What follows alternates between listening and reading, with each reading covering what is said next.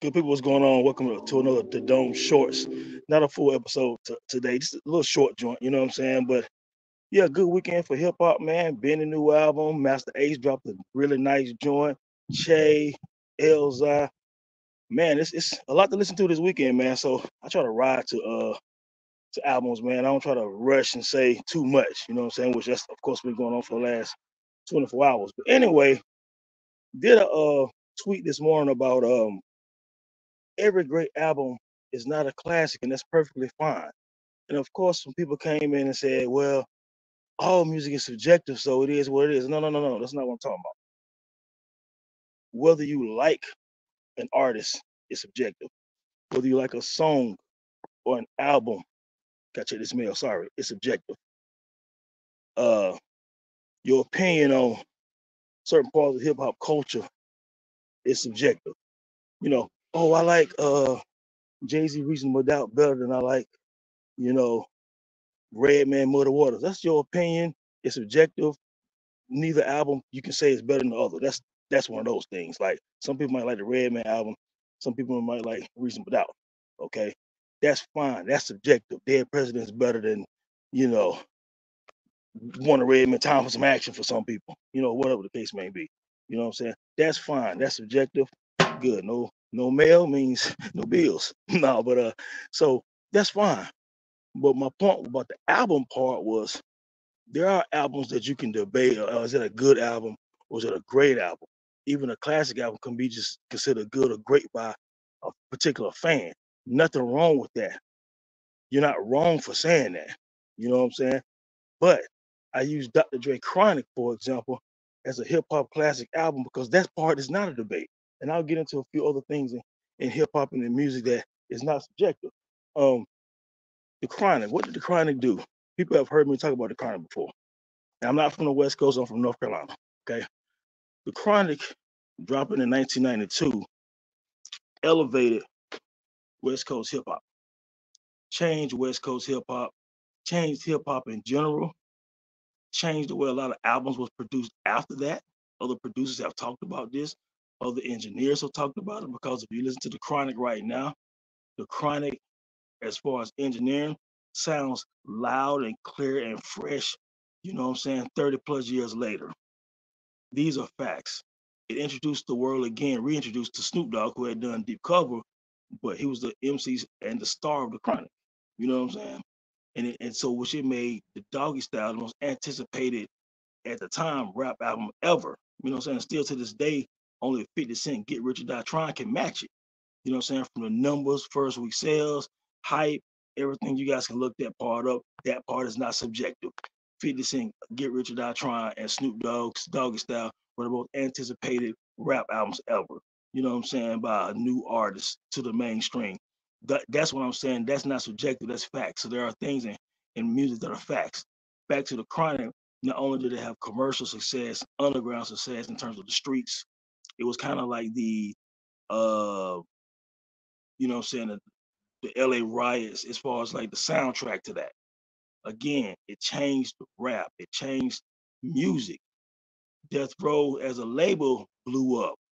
Everything. That's a classic album. You can say you don't like the music to the Chronic. That's fine. You can say you don't like the rapping on the Chronic, the beats on the Chronic, whatever. The Chronic is a hip hop classic, whether you like it or not.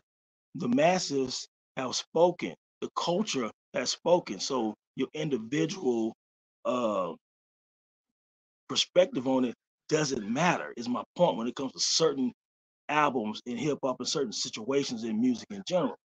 You know what I'm saying? That's what that is. Public Enemy takes a nation a million. You know what I'm saying? The impact of that album, you know what I'm saying? It is viewed by professional writers and people in the culture at that time as a hip hop classic, revolutionizing hip hop from a political perspective, from a Black Power perspective. Chuck D was kind of like a Malcolm X type for hip hop. People start wearing, medallions. Stuff. I'm not saying he's the only one that had people doing that, but African medallions, the clocks, Flavor what time it is. You know what I'm saying? Like stuff like that. It takes a nation of millions. To this day, is ranked by every professional publication. You can actually go Google it as like 5 stars out of 5 stars. Even Rolling Stones had it as the highest ranked rap album of all time. And I know people got their thing with Rolling Stones, and I do too.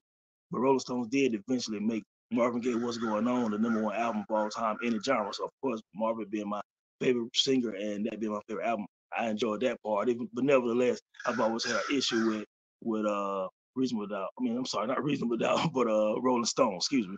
These birds are going crazy in my backyard. All these trees I have on my property. Um, so nevertheless, that's how It Takes a Nation Million was viewed. You know what I'm saying? And there's no change in that. It's like Run DMC's Raising Hell album. You know what I'm saying? It changed music and changed rap music. It did Walk This Way and it took hip hop to another level. You know what I'm saying? Like, yes, there were people who had stadium shows before that, but then it became worldwide. Everywhere Run DMC went, it was nothing like it. The crossover between rap and rock changed music. You know what I'm saying? See, that's what I'm saying. You can say you like Run DMC's self-titled album and King of Rock better than Raising Hell. But Raising Hell impact was larger and it had the classic status. That's not up for debate. You know what I'm saying? Now, going back to Snoop Dogg, let's say you like Snoop Dogg. Somebody else might not.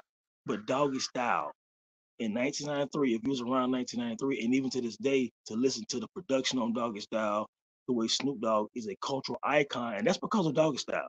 Don't get me wrong. Deep Cover made us anticipate Snoop. The Chronic made us say Snoop is a star now.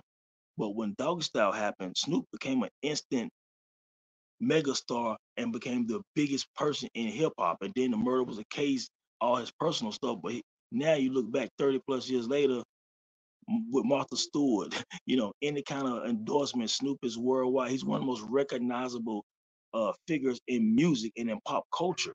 That's because the Chronic, and then especially Doggy Style.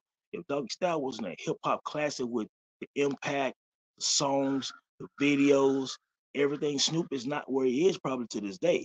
You know what I'm saying? That's what I'm saying. A classic has a impact that goes on for decades. So I think that when we start talking about the great albums, good albums, we're trying to put the word classic on there because you're going to say music is subjective. Well, classic impacts aren't subjective. You liking that particular classic is subjective, but what it did is what it did. You know what I'm saying? I think we're trying to put our personal opinion on something that happened and shifted the culture. That's like someone saying, I don't like Rakim. Rakim is not one of the greatest MCs of all time. Well, history has shown that he is, because history has shown, and from the other great MCs at that time, that whenever Rakim came out, a lot of rappers, it was, and even the greats like Run DMC have said this, it became, hip hop became pre Rakim and post Rakim. This ain't coming from Tony. You know what I'm saying? This is coming from the greatest of that time period, because at one point, you had Grandmaster Caz, Melly Mel, Kool Moe Dee, all of these guys, even LL when he was young, and they rapped in a certain style, well, different styles. But Rakim was one of the first to take it to, he rhymed like an instrument. The way his words were placed on paper. He talked about this before with KRS One. And KRS One was blown away by it. He was like, "Wow, are you serious? That's the way you construct your rhymes?" You know what I'm saying? And he was constructing those rhymes like that in '86. If Eric B for President came out in '86, you can imagine he might have written it in '85. With '85, Run DMC and LL Cool J were still popping and still the biggest faces in hip hop. You know what I'm saying? And of course, during that time, of course, at some point, Beastie Boys and all of them, but Rakim changed the game. So you can't say he's not one. That's why when I see a list of like the 20 greatest, we're talking about not the best in terms of skills, but we can do that too with Rakim. But you're talking about the 20, understand what the word greatest means. There is no 20 greatest MCs list without one of the people who literally shifted the culture along with like two or three other guys at that time. You know what I'm saying? You liking him doesn't matter. Him shifting the culture actually happened. You know what I'm saying? So that's what it is. You can say you don't like a certain song, for example. Doesn't matter. You can say you don't like Crossroads, but it was an epic, legendary song that a lot of people after that I think started making a lot of heartfelt songs. You know what I'm saying? Because of what Bone Thugs did with the Crossroads. You know what I'm saying? More. I think you saw more dedication songs after the Crossroads. You know what I'm saying? So these are things that I'm saying that we can't always put opinion on. You know what I'm saying? Because I think that diminishes the music. That's like saying, okay, oh man, Stevie Wonder wasn't one of I don't think he's one of the biggest artists in the '70s. Well, that's not true. Stevie Wonder dropped 5 or 6 #1 albums in the '70s. Nobody else did that. Nobody else really even came. He literally won almost every award. So Stevie Wonder is especially for soul music and for black culture was the biggest, probably the biggest star of the '70s. Inner Vision, Songs in the Kid Life, all these things happen. I think the only person who was close with like 5 albums was Marvin Gaye. You know what I'm saying? So you can't say, oh man, I think Stevie was. No, he was. Some things in music aren't subjective. It was. Him being a child genius at some point in the '60s, the early '60s, whatever, blind, playing multiple instruments.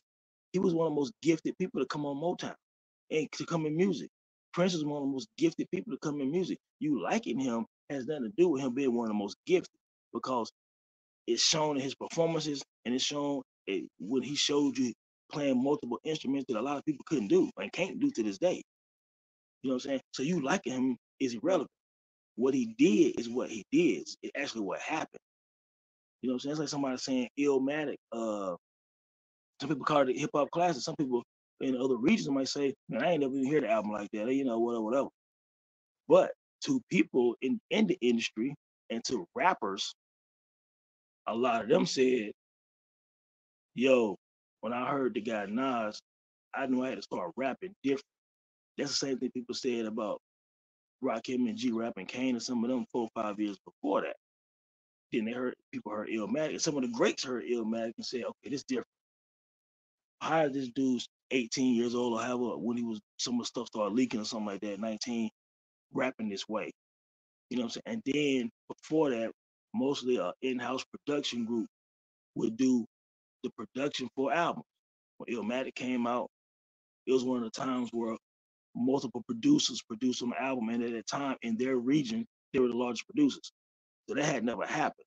So that's a classic impact. Whether you like Illmatic, of course, it didn't sell like the big albums back there at the time, but whether you liked it or not, it's what it is.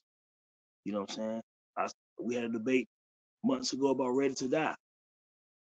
Ready to Die, first week sales wasn't big, but it ended up being a hip hop classic. It ended up being one of the biggest albums ever out of New York in the '90s. It ended up having big singles that had remixes because Puffy was that smart to do that.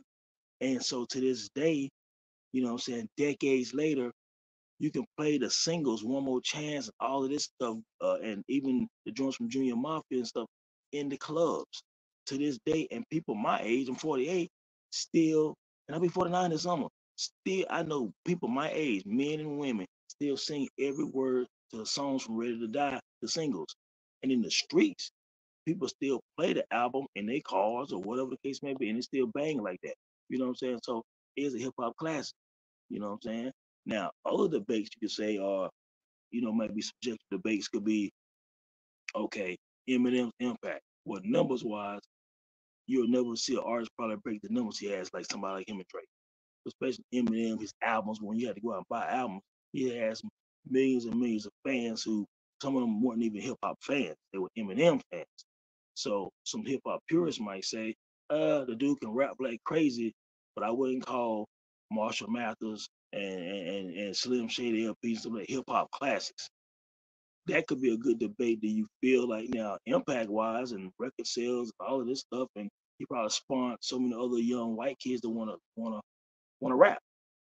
And you can't say, hip hop is inclusive.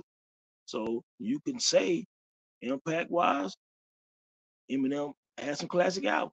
You know what I'm saying? In terms of because classic comes in different forms, but impact is impact. You know what I'm saying? So those are just some of my thoughts when it comes to like the classic part of music. But subjective part, there are certain things that did happen. You know what I'm saying? DMX did something that at the time that hadn't happened. He dropped 2 #1 albums of hip hop in the same year. That hadn't happened before. You know what I'm saying? So when you say, man, DMX had probably the best year, to a certain degree of even NMC, and that was 1998. Uh, that's not really subjective. If you look at what he did, I mean, the big tours, the big singles, the two #1 albums. I mean, so there are certain things in hip hop that happen. Our opinion on it doesn't matter. We can talk about it. You know what I'm saying? We can debate about it for fun, but that's really all it will be, debating about it for fun, because there are facts and certain and opinion and your opinions and feelings don't change facts. You know what I'm saying? We often think it does, but it really doesn't. You know what I'm saying? Like, I like to hear some of you guys' thoughts on, you know, opinions, because everything in hip hop is not, and everything in music is not subjective. There are some objective things in the culture. You know what I'm saying? There are some things that are what they are, man. So anyway, man, enjoy these albums, man. There's a lot of music this weekend to check out, man. I'm looking forward to riding to a few of them myself, man. Peace.